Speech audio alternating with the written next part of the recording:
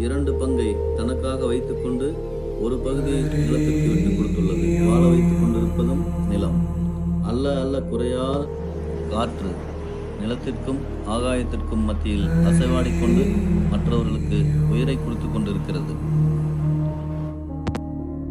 ஆகாயம் சூரியன், சந்திரன் மற்றும் கிரகங்களையும் நட்சத்திரங்களையும் கொண்டு காற்றுக்கு மேலே அண்டமாக பரவி நிற்கிறது. கடலில் இதை எப்படி நாம் பயன்படுத்துகிறோமோ அப்படியே பலன் தருகிறது. ஒரு பொருளை ஆக்கவும் அழிக்கவும்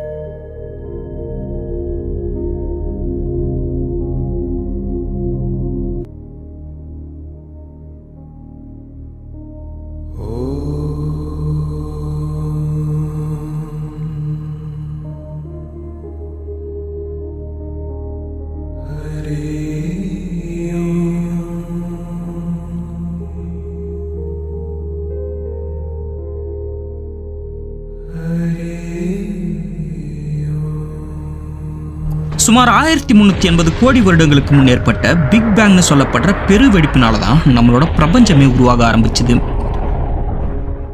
அப்படி உருவான பிரபஞ்சத்துல கோடிக்கணக்கான கேலக்சிஸ் உருவாக ஆரம்பிச்சுது. அதுல ஒரு கேலக்சி தான் நம்மளோட மில்கி வே கேலக்சி. பின் சுமார் 460 கோடி வருடங்களுக்கு முன் ஒரு நெபுலால இருந்த வாயுக்களும் தூசுக்களும் ஒன்று சேர்ந்து நம்ம சூரியன் உருவாக ஆரம்பிச்சுது.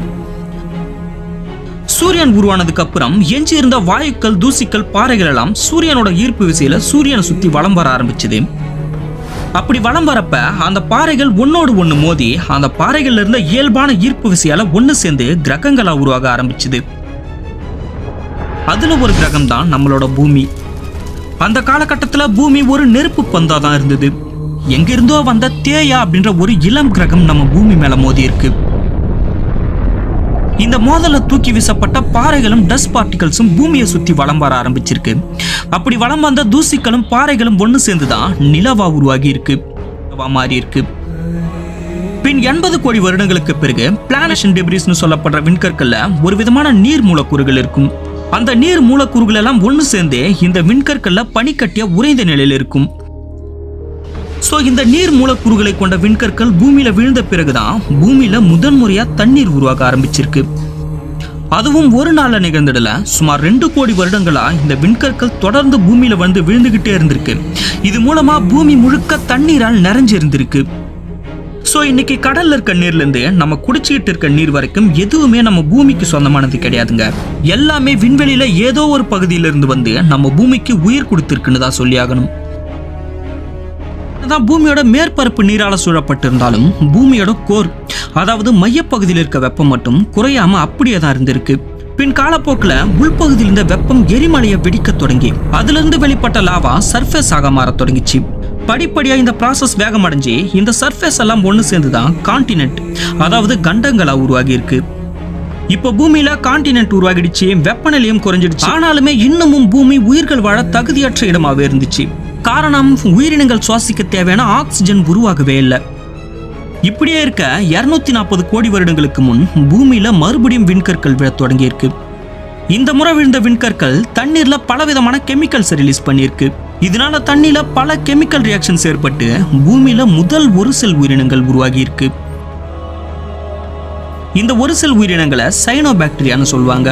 ஆச்சரியம் என்னன்னா, இந்த சைனோபாக்டீரியாக்கள் சூரிய ஒளியை உணவாக உட்கொண்டு ஆக்சிஜனை வெளியிடும் தன்மை கொண்டதா இருந்திருக்கு.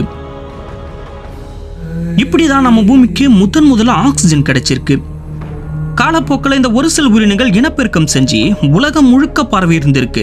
இது மூலமா பூமியோட ஆக்சிஜன் லெவலும் அதிகரிச்சிருக்கு. சூப்பர் கான்டினென்ட்னு சொல்லப்படுற ரோடினியா உருவாகி இருக்கு.